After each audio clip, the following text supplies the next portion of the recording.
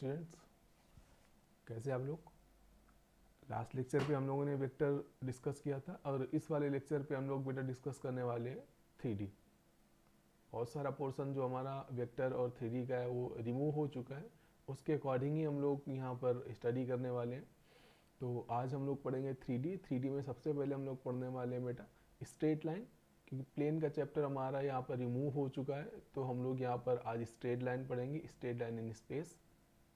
और straight line in space में हमको क्या पढ़ना है, सबसे पहले ये समझ लेते हैं। स्ट्रेट लाइन इन स्पेस में हम लोगों को मेनली पढ़ना है डायरेक्शन कोसाइंस, डायरेक्शन रेशियोज, उसके बाद इक्वेशन ऑफ लाइंस, और आपको उसके बाद पढ़ना है लाइंस की कंडीशंस, परपेंडिकुलर यानी एंगल बिटवीन टू लाइंस पढ़ना है। और उसके बाद जो हमको लास्ट पढ़ना है वो शॉर्टेस्ट डिस्टेंस पढ़ना है। तो मेनली हमारे जो बोर्ड के क्वेश्चन है वो यहीं से पूछे जाते हैं और इन्हीं क्वेश्चन को हमको अच्छे तरीके से पढ़ लेना है, ठीक है ना। होपफुली जो हमारा शॉर्टेस्ट डिस्टेंस का क्वेश्चन होता है वो हमारा 5 to 8 मार्क्स का आता है। जैसा कि आप प्रीवियस ईयर क्वेश्चंस पे आप लोगों ने अनसॉल्व वगैरह देखे होंगे, तो उसमें जो क्वेश्चंस हमारे दिए हुए हैं वो बेटा हमारे लास्ट ईयर तो शायद 8 मार्क्स के क्वेश्चंस पूछे गए थे मेनली सेट्स में, और किसी सेट में उन्होंने 5 मार्क्स के क्वेश्चन भी उठाए। तो ये इंपॉर्टेंट टॉपिक है जिसमें हमारे क्वेश्चंस आने ही आने हैं जिससे, ठीक है ना। तो एक हम लोग ये आइडिया लेके चलते हैं कि हमको क्या पढ़ना है क्या नहीं पढ़ना है, क्योंकि किसी भी सिलेबस की जानकारी हमारे लिए होना बहुत ज़रूरी है। इसलिए अब हम लोग आगे बढ़ते हैं अपने टॉपिक की तरफ।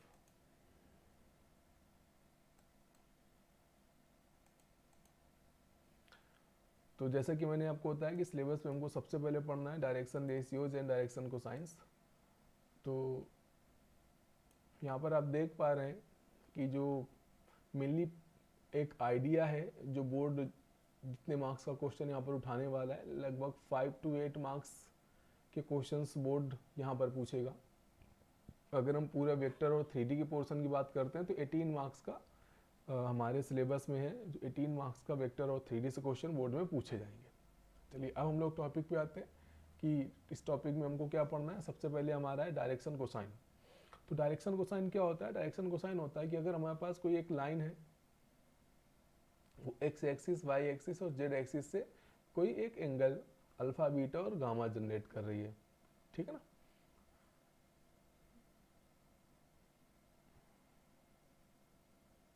सपोज ये एक्स वाई जेड एक्सिस है।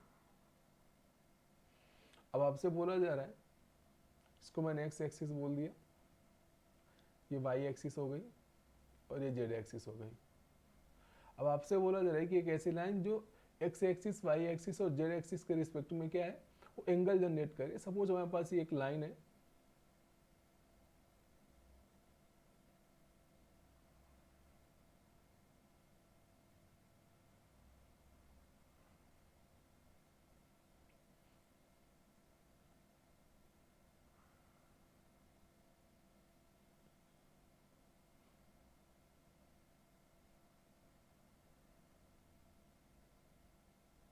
ये एक लाइन है पी क्यू,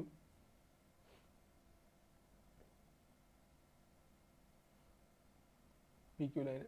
अब अगर हम बात करें इसका एक्स एक्सिस से कितना है इंक्लिनेशन, वाई एक्सिस से कितना इंक्लिनेशन, अगर हम इस इंक्लिनेशन को देखें यहाँ पर, एक्स एक्सिस से कितना इंक्लाइंड है, वाई एक्सिस से कितना इंक्लाइंड है, अगर हम इस लाइन की पोजीशन देखें,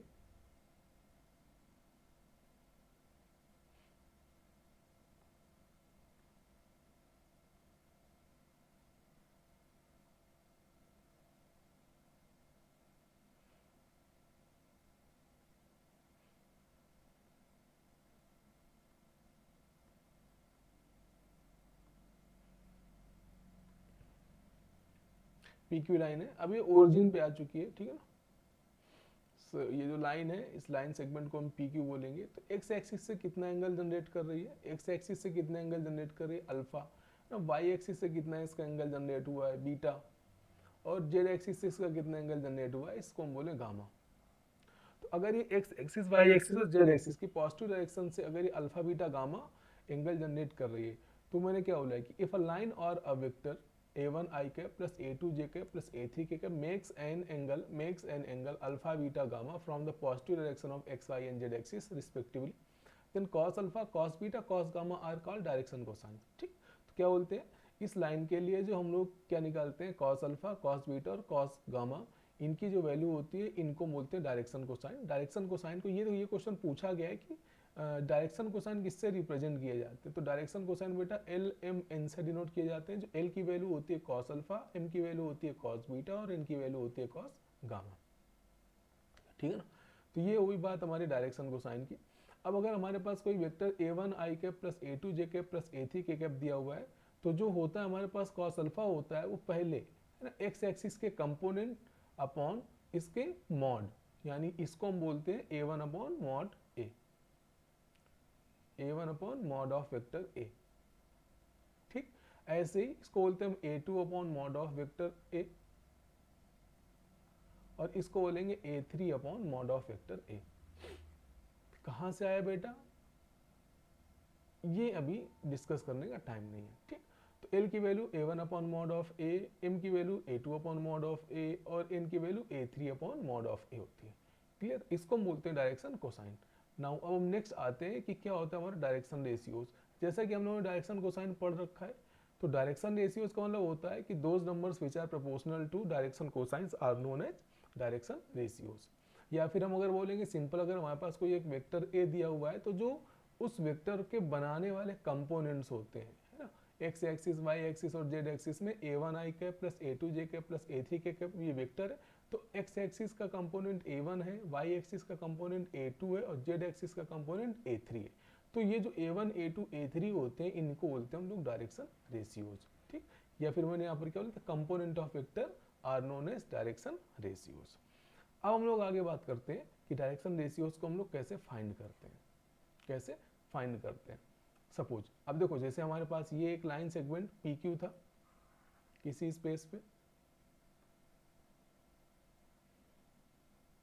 ये P है, ये Q है, ये हमारे पास क्या दिया हुआ है, लाइन सेगमेंट, और इसके कोऑर्डिनेट, क्योंकि लाइन सेगमेंट है 3D का तो इसके कोऑर्डिनेट होंगे, इसके हमने coordinates x1 y1 z1 consider कर लिए, और जो Q के कोऑर्डिनेट है उनको बेटा हमने बोल दिया x2 y2 और z2, x2 y2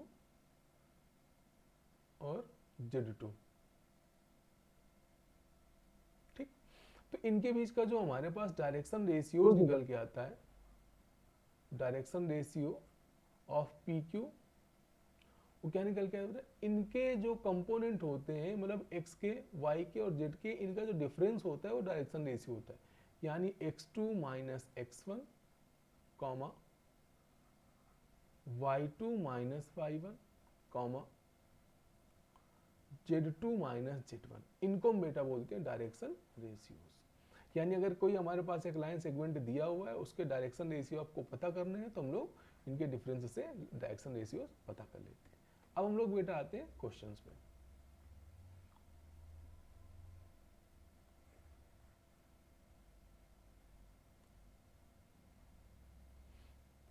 चलिए, पहला क्वेश्चन हमारा दिया हुआ है, find the direction ratios of the line joining the points.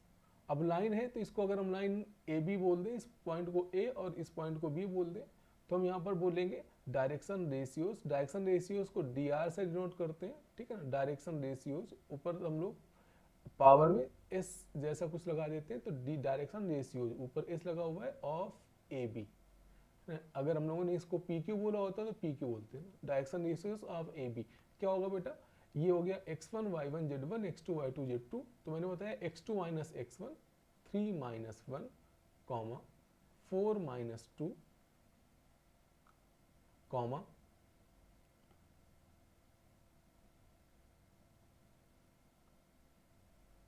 4 minus 2 comma और 2 माइनस 3, ये हमारे डायरेक्शन रेशियोज निकल के आ जाएंगे। इसको हम बोल देंगे 2 कॉमा 2 कॉमा माइनस 1, ये हमारे डायरेक्शन रेशियोज हो जाएंगे इस लाइन के। नेक्स्ट हम लोग बात करते हैं, फिर आपसे बोला जा रहा है find the direction ratios of vector. अब देखिए यहाँ पर हमारे पास जो वेक्टर है कंपोनेंट दिए हुए हैं, तो डायरेक्शन रेशियोज की दूसरी डेफिनेशन क्या होती है, तो जो कंपोनेंट होते हैं, यानी अगर हम वेक्टर ए को कुछ ऐसे लिखते a1 i cap plus a2 j cap plus a3 k cap plus a3 k cap, तो यहाँ पर जो हमारे पास A1 A2 A3 होते हैं यही हमारे डायरेक्शन रेशियोज होते हैं। A1 A2 A3 जो होते हैं इन्हीं को हम क्या बोलते हैं, डायरेक्शन रेशियोज बोलते हैं। तो यहाँ पर जो हमारे पास डायरेक्शन रेशियोज निकल के आने वाले हैं 2,6,3, ये हमारे पास डायरेक्शन रेशियोज निकल के आ जाएंगे। ठीक, नेक्स्ट क्वेश्चन हमसे बोला गया find the direction cosine of vector. तो अभी देखो हम लोगों ने फार्मूला पढ़ा है डायरेक्शन कोसाइन का। फार्मूला में हम लोगों ने क्या पढ़ा, जो डायरेक्शन कोसाइन होते हैं उसको LMN से डिनोट करते हैं ना, किससे, L से। L की वैल्यू होती है कॉस अल्फा, कॉस अल्फा, और ये बेटा होता है A1 upon under root A1 square plus A2 square plus A3 square, A1 square plus A2 square plus A3 square. ठीक, तो यहाँ पर हम वैल्यू रख देंगे। A1 की वैल्यू बेटा कितनी है, जो पहला कंपोनेंट है ये A1 हो जाएगा, ये A2 हो जाएगा, ये A3 हो जाएगा, है ना। ये क्या हो गया A1, ये हो गया A2 और ये हो गया A3। तो यहाँ पर हम वैल्यू रखेंगे तो मिल जाएगा 3 अपॉन अंडर रूट, 3 का स्क्वायर बनेगा बेटा 9, 6 का स्क्वायर बन जाएगा 36 और 2 का स्क्वायर बन जाएगा 4। 36 प्लस 4 हमारा बन जाएगा 40 और 9 49, तो 3/7 ये मिल जाएगा हमको L की वैल्यू। ऐसे हम लोग M निकालेंगे। तो M की वैल्यू होती है हमारे पास कॉस बीटा। तो कॉस बीटा हमारा क्या होगा, A2 अपॉन अंडर रूट, है ना, A1 square plus A2 square plus A3 square. तो बेटा A1 square A2 square A3 square हमने निकाल लिया है, 7 आया है, ये बन जाएगा 6/7। ऐसे ही हम लोग n की वैल्यू निकालेंगे। n की वैल्यू निकालेंगे कॉस गामा से, तो ये आ जाएगा A3 upon under root A1 square plus A2 square plus A3 square. तो ये बेटा क्या बन जाएगा 2/7। ये डायरेक्शन कोसाइन हमको मिल गया। नेक्स्ट क्वेश्चन पे मूव करते हैं बेटा, क्वेश्चन नंबर 4। क्वेश्चन नंबर 4 में हमसे क्या बोला जा रहा है, find the direction cosine of the line which makes an angle. अब इन्होंने देखो क्या दे रखा है, यहाँ पर एंगल्स दे रखे हैं। तो जो पहला एंगल है करस्पॉन्डिंग एंगल हम लोग लेंगे, पहला x का, दूसरा y का, तीसरा z का। तो अल्फा की वैल्यू 90 डिग्री बन जाएगी, बीटा की वैल्यू मिल जाएगी 135 डिग्री और गामा की वैल्यू मिल जाएगी 45 डिग्री। ठीक, अब यहाँ पर हम निकालेंगे L की वैल्यू। तो जो L की वैल्यू होती है वो कॉस अल्फा होती है, जो बन जाएगा हमारा cos 90 degree, cos 90 degree. Cos 90 degree value होती है बेटा 0। M की वैल्यू मिल जाएगी कॉस 45 डिग्री, कॉस बीटा होता है कॉस 45 डिग्री। कॉस 45 डिग्री होता है बेटा 1/√2 और सॉरी इन्होंने 135 है, नॉट 45, 135 लिखे दे रहे हैं।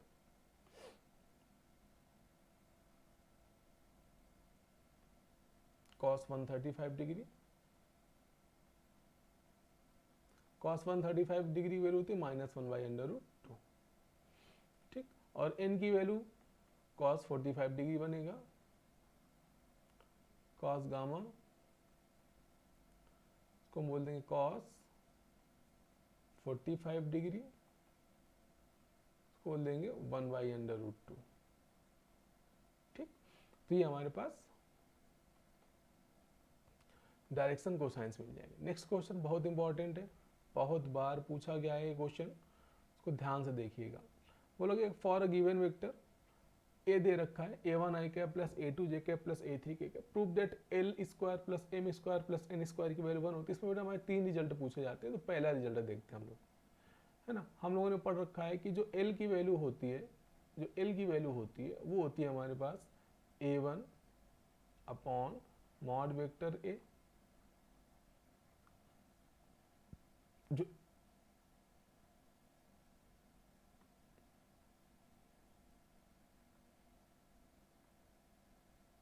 L की वैल्यू बेटा क्या हुई A1 upon mod vector A, या फिर हम इसको √A1 square plus A2 square plus A3 square बोल सकते थे, ठीक है ना।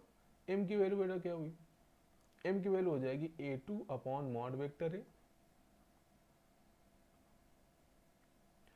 और n की वैल्यू हो जाएगी a3 अपॉन मॉड वेक्टर ए। ठीक, अब यहां पर हम लोग अप्लाई करने वाले हैं L square plus M square plus N square. ठीक, तो बेटा एल स्क्वायर का मतलब हो गया हमारे पास a1 square upon mod vector A square, mod vector A square, plus M square हमारा बन जाएगा a2 square upon mod vector A square, plus N square हमारा हो जाएगा a3 square upon mod vector A square. अब देख रहे हैं हमारे पास जो डिनोमिनेटर है उस पे जो हमारे पास एलसीएम आने वाला है वो मॉड ए स्क्वायर आने वाला है, मॉड ए स्क्वायर आने वाला है। तो हमारा न्यूमरेटर बन जाएगा a1 square plus a2 square plus a3 square. अब यहां पर हम लोग देखेंगे जो हमारे पास मॉड ए की वैल्यू होती है क्या होती है बेटा, under root a1 square plus a2 square plus a3 square. तो इसको हम बोल देंगे a1 square plus a2 square plus a3 square, इसका होल स्क्वायर, और न्यूमरेटर में बेटा क्या चल रहा है a1 square plus a2 square plus a3 square. तो हम देख पाएंगे यहाँ पर हमको बेटा वैल्यू मिल जाएगी a1 square plus a2 square plus a3 square upon a1 square plus a2 square plus a3 square. ये बेटा कैंसिल आउट हो जाएगा पूरा और हमको क्या मिल जाएगा 1। तो पहला रिजल्ट हमको मिल गया। जो फर्स्ट रिजल्ट है वो हमको प्रूव करना था L square plus M square, बेहद आसान है, पूछा बहुत बार गया है, एमसीक्यू में पूछा जाता है ना, 1 मार्क्स में 2 मार्क्स में पूछा जाता है। M square plus N square, L square plus M square plus N square की वैल्यू 1। अब इसका देखो दूसरा रिजल्ट क्या पूछा जाता है। दूसरा रिजल्ट पूछा जाता है कि prove that cos square alpha plus cos square beta plus cos square gamma, है ना। क्या पूछा जाता है, बोला जाएगा prove that cos square alpha plus cos square beta plus cos square gamma equal 1। अब यहां पर आपको पता है, अब देखो कैसे प्रूफ करेंगे कि जो एल की वैल्यू होती है वो कॉस अल्फा होती है, ठीक। एम की जो वैल्यू होती है वो कॉस बीटा होती है, और जो एन की वैल्यू होती है कॉस गामा होती है, कॉस गामा होती है। अब हम लोगों ने एक रिजल्ट तो भी प्रूव कर लिया है कि L square plus M square plus N square की वैल्यू 1 के इक्वल होती है। बेटा एल की वैल्यू रखो, एल की वैल्यू कॉस अल्फा है तो इसको हम बोल देंगे cos square alpha, plus M की वैल्यू कॉस बीटा है तो इसको हम बोल देंगे cos square beta plus cos square gamma. ये किसके इक्वल हो जाएगा, 1 के इक्वल हो जाएगा। ये बेटा हमारा दूसरा रिजल्ट होता है जो बोर्ड में बहुत पूछा जाता है, ठीक। नेक्स्ट रिजल्ट की बात करते हैं। जो तीसरा रिजल्ट है वो यहीं से फिर से बनता है ना, पहले रिजल्ट से हमारे सारे रिजल्ट्स बन जाते हैं। अब यहाँ पर जो हमारा तीसरा रिजल्ट है तो यहाँ पर हम लोग साइन के टर्म्स में प्रूव करते हैं। पूछा जाता है prove that sine square alpha plus sine square beta plus sine square gamma equal to 2, ठीक। अब देखो इसको हम कैसे प्रूफ करते हैं। हम लोगों ने ये रिजल्ट निकाल रखा है, cos square alpha cos square beta plus cos square gamma की वैल्यू होती है बेटा 1 के इक्वल। अब हम इसको साइन में कन्वर्ट कर देंगे तो मिल जाएगा 1 minus sine square alpha plus 1 minus sine square beta plus 1 minus sine square gamma equal to 1। अब एक 1 से 1 कैंसिल कर देंगे हम यहाँ पर, ठीक।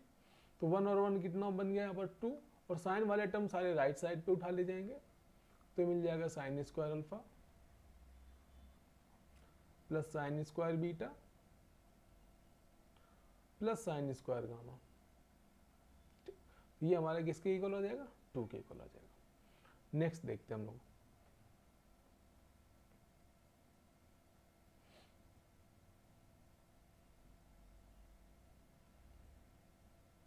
अब बेटा हम लोग बात करते हैं इक्वेशन ऑफ लाइंस की। किसकी बात करते हैं, तो ये हमारे पास डायरेक्शन रेशियोज और डायरेक्शन कोसाइन पे बेस्ड क्वेश्चन थे। अब जो मेन आते हैं हम लोग इक्वेशन ऑफ लाइन पे आते हैं।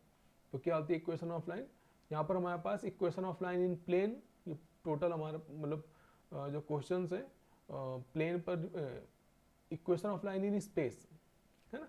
जो नेक्स्ट टॉपिक हमारा है वो equation of line in space है ना, पूरा नाम है इन स्पेस। क्लियर, ये 3D वाली है, 2D वाली स्ट्रेट लाइन नहीं है। चलिए अब देखो दो टाइप की हमको इक्वेशंस पढ़नी है। पहली टाइप की इक्वेशन होगी वेक्टर इक्वेशन, दूसरी होगी कार्टेशियन इक्वेशन। तो जो पहली लाइन हमारे पास बनती है वो बनती है to find the equation of line passing through points a1 a2 a3 and parallel to vector b1 i cap plus b2 j cap plus b3 k cap, b1 i cap plus b2 j cap plus b3 k cap. ठीक, तो इसकी equation बनती है vector r equal vector a plus lambda vector b, और जो Cartesian equation होती है वो x minus a1 upon b1 y minus a2 upon b2 z minus a3 upon b3 को लेमडा होती है। ठीक, कुल मिला के जो कार्टेशियन इक्वेशन लिखती है तो न्यूमरेटर में x के टर्म्स चलेंगे, x के टर्म्स में पहला कोऑर्डिनेट, y के टर्म्स में दूसरा कोऑर्डिनेट, z के टर्म्स में तीसरा कोऑर्डिनेट सब्सट्रैक्ट होगा, और जो डिनोमिनेटर होंगे उसमें हमारे पास ये जो वेक्टर b होंगे ये हमारे कंपोनेंट आ जाएंगे। तो याद रखना जो किसी भी लाइन के जो डायरेक्शन रेशियोज होते हैं हमेशा डिनोमिनेटर में मौजूद होते हैं, इनको बोलते हैं डायरेक्शन रेशियोज। ठीक है ना, कभी भी अगर आपसे क्वेश्चन में पूछा जाए, एमसीक्यू में क्वेश्चन पूछे जाते हैं कि find the direction ratios of line, तो यहाँ पर जो हमारे पास डायरेक्शन रेशियोज है वो कौन है, b1, b2, b3। अब अगर आपको डायरेक्शन रेशियोज पता है तो आप इससे डायरेक्शन कोसाइन निकाल सकते हैं, ये चीज याद रखिएगा। ठीक है ना, इसी से हम लोग डायरेक्शन कोसाइन निकाल सकते हैं, क्योंकि अगर वहां पर a1 a2 a3 हमारे पास डायरेक्शन रेशियोज थे तो LMN की वैल्यू डायरेक्शन कोसाइन थी, जो कि हम लोगों ने निकाला था a1 upon under root a1 square plus a2 square plus a3 square. ठीक, वैसे ही इससे हम लोग डायरेक्शन कोसाइन निकाल सकते हैं LM और N की वैल्यू।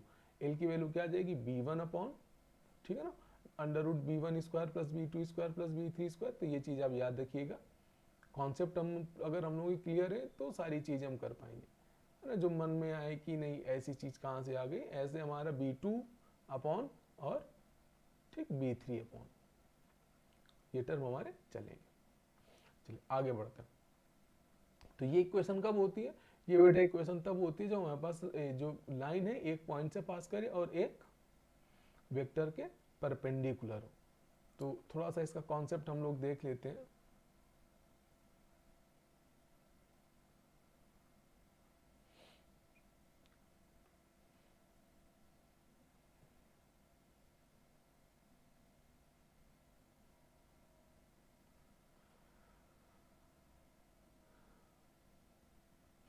एक्स और वाई एक्सिस हो गए, ये ओरिजिन बोलेंगे हम लोग। अगर हम आपसे बात करें कि ये कोई एक लाइन है जिसकी इक्वेशन हमको फाइंड करनी है, और ये कोई एक वेक्टर है जो इसके पैरेलल है। ठीक, ये लाइन है, ये लाइन है जिसकी इक्वेशन बतानी है, और ये वेक्टर है जिसको हम बोलेंगे वेक्टर बी। ठीक, अब देख पा रहे कि दोनों वेक्टर आपस में पैरेलल है। अगर हम इसको लाइन भी एक वेक्टर का फॉर्म होता है, तो ये वाली लाइन इस वेक्टर के पैरेलल है। अगर इस वाली लाइन को हम थोड़ी देर के लिए पी क्यू बोल दें,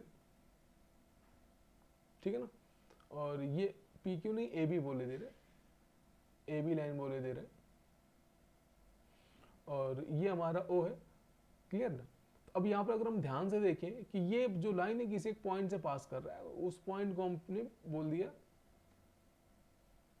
इसको थोड़ा सा हम इस तरीके से समझते हैं जिस हिसाब से मैंने लैंग्वेज लिख रखी है।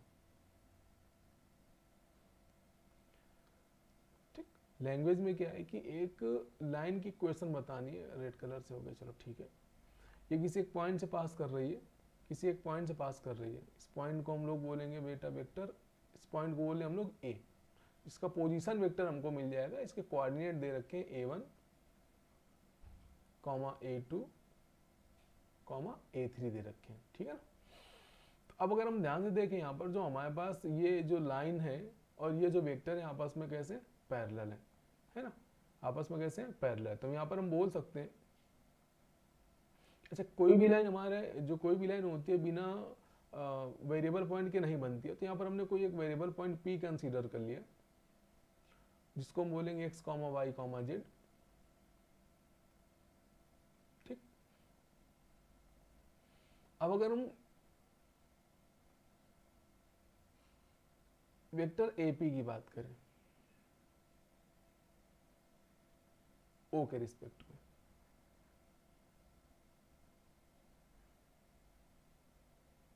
अगर हम AP की बात करें O के रिस्पेक्ट में, ये वेक्टर AB बनेगा और ये वेक्टर B है, ये वेक्टर B है। तो यहाँ पर हम देख पाएंगे जो वेक्टर AP है वो वेक्टर B के पैरेलल है। तो मैंने कंडीशन आपको बताई थी पैरेलल वेक्टर की कि vector AP will be lambda times vector B, lambda times हो जाएगा, ठीक है ना। तो यहाँ पर हम इसको पोजीशन वेक्टर में कन्वर्ट कर पाएंगे। तो यहाँ पर हमको मिल जाएगा vector OP minus vector OA equal lambda times vector B। तो यहाँ पर हम वेक्टर OP का जो पोजीशन वेक्टर हो जाएगा वेक्टर R हो जाएगा, OA का पोजीशन वेक्टर A हो जाएगा, और ये चल रहा है लेम्डा टाइम्स वेक्टर B, ठीक है ना। अब यहाँ से अगर हम लोग ट्रांसफर कर लें, साइड ट्रांसफर कर लें, तो यहाँ पर हमको मिल जाएगा vector R equal vector A plus lambda times vector B। ये हमारी पहली इक्वेशन है। इसी तरीके से हम दूसरे इक्वेशन पे भी जनरेट कर सकते हैं। तो ये हमारे पास पहली इक्वेशन है, एक मैंने आपको आइडिया दिया किस तरीके से लाइन निकल के आई है, ठीक है ना। जो हमारे पास किसी जो फार्मूला क्या बनेगा हमारे पास वेक्टर इक्वेशन का, जब किसी एक पॉइंट से पास करेगा, ए पॉइंट से पास करे और बी पॉइंट के पैरेलल है, तो ये vector A plus lambda vector भी बन जाएगा।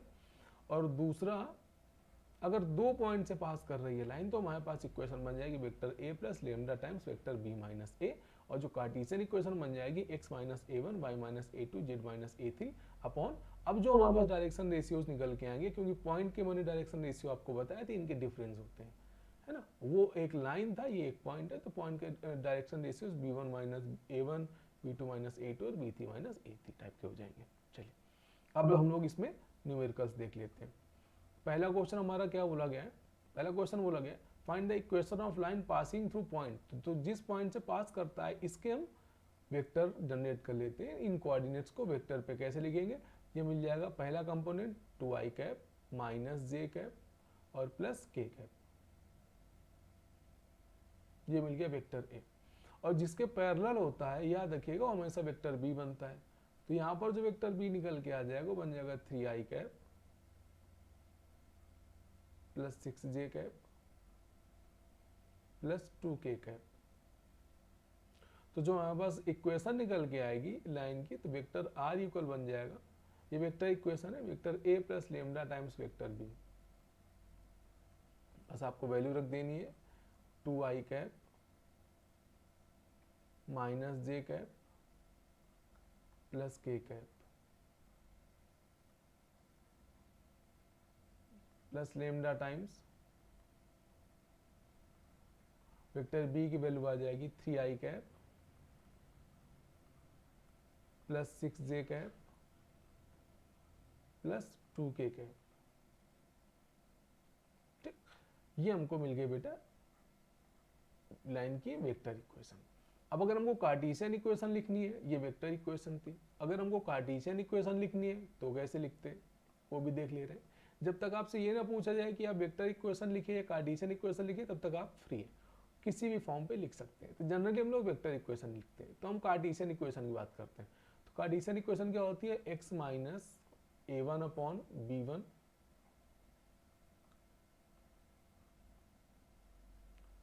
y minus a2 upon b2 z minus a3 upon b3, ठीक, इक्वल लैम्डा। तो यहाँ पर हमारे पास देखो a1 की वैल्यू क्या है, जो कोऑर्डिनेट हमारे पास दिए हुए हैं वहां से a1 मिल जाएगा 2 और b1 कंपोनेंट होगा पहला 3 ना, वेक्टर b के जो ये हमारा वेक्टर b होता है इसी के कंपोनेंट b1 b2 b3 हो जाएंगे।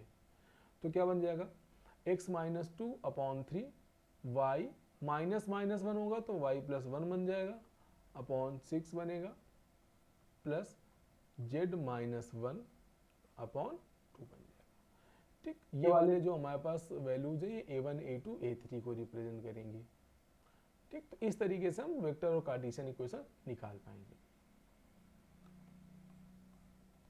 नेक्स्ट क्वेश्चन की बात करते हैं हम लोग, क्वेश्चन नंबर 2।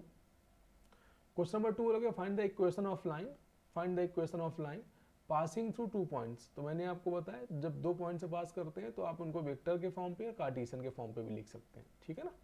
तो ये क्या दिया हुआ है, सबसे पहले हम वेक्टर इक्वेशन लिखेंगे। तो कोई एक इक्वेशन आपको लिखनी है अगर आपसे पूछा नहीं जा रहा है, तो अदरवाइज अगर आपसे पूछा जाए find the vector and Cartesian equation तो फिर आपको दोनों लिखनी पड़ेंगी, ठीक है ना।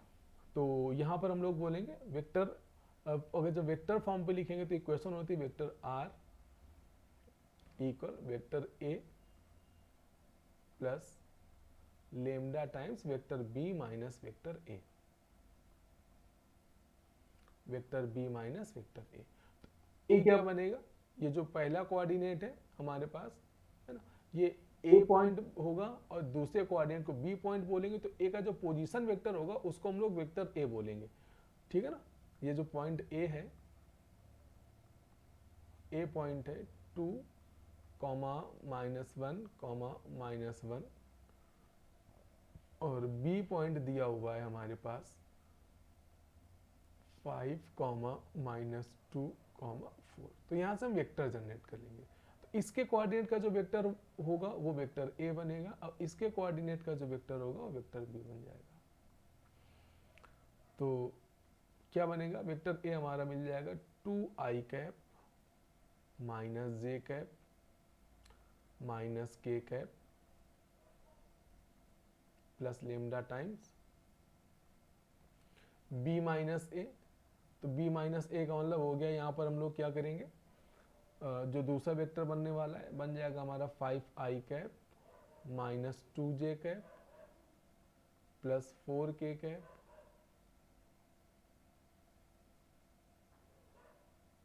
माइनस क्या मिलेगा 2i cap minus J cap minus K cap, ठीक। तो यहां से हमको इक्वेशन बेटा मिल जाएगी 2i cap minus J cap minus K cap plus lambda times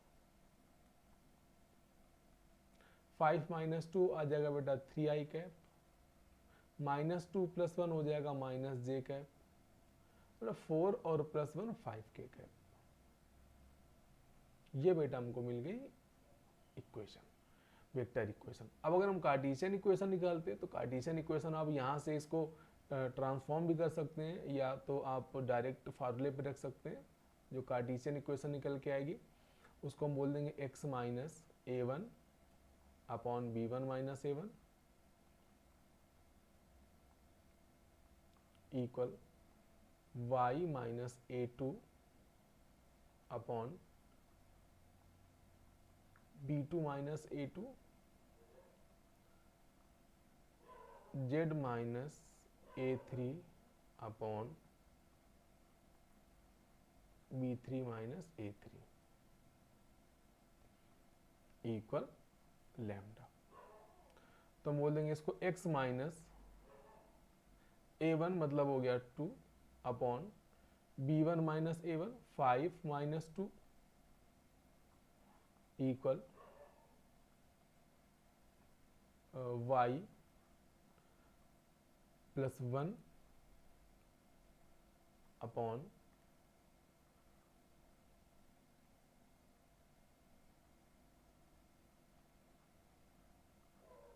Y plus one upon क्या बन जाएगा -2 + 1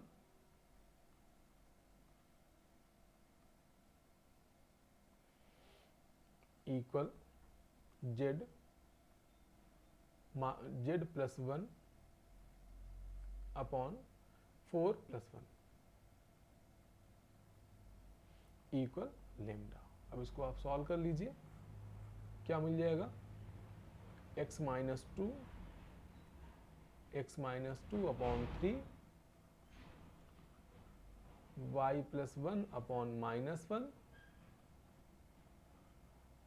z plus 1 upon 5 equal lambda. अब यहाँ पर आप देख पा रहे हैं जो a1 a2 a3 और b1 b2 b3 कहाँ से कंपोनेंट है, ये मैं ऑलरेडी आपको बता चुका हूँ। ये a1 बनेगा, ये a2 बनेगा, ये a3 बनेगा, b1 b2 b3 जो मैंने वैल्यू रखी है। नेक्स्ट क्वेश्चन की तरफ हम लोग मूव करते हैं। अब हम बात करते हैं find the angle between the lines. तो जो दो लाइंस के बीच का जो एंगल होता है बेटा, हम उसको डिनोट करते हैं cos थीटा से। याद रखिएगा, एंगल बिटवीन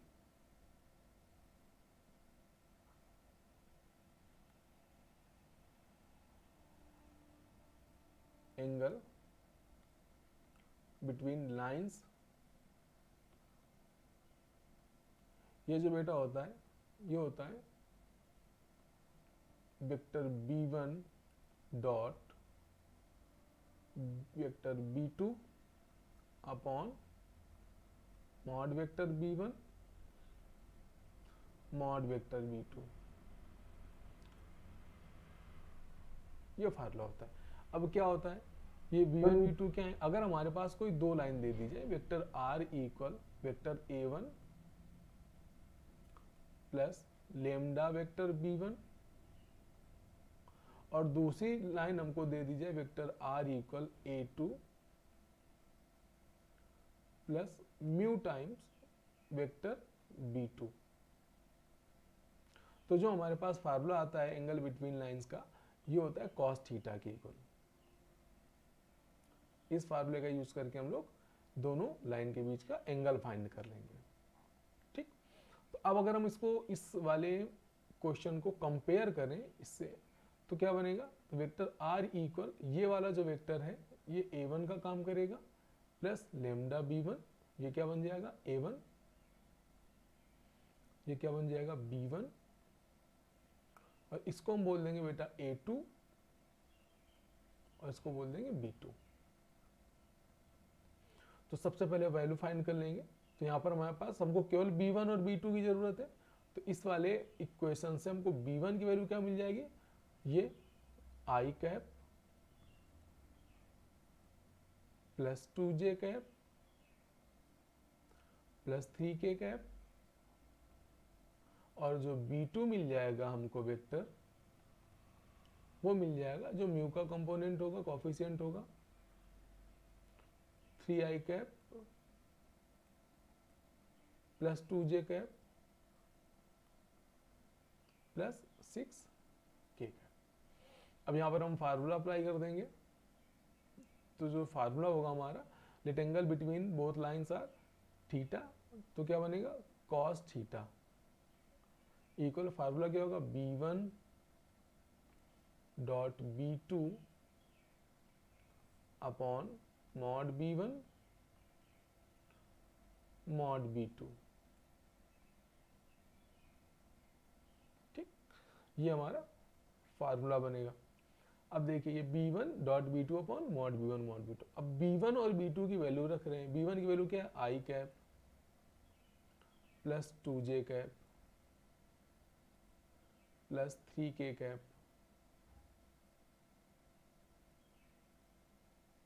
डॉट b2 क्या है 3i कैप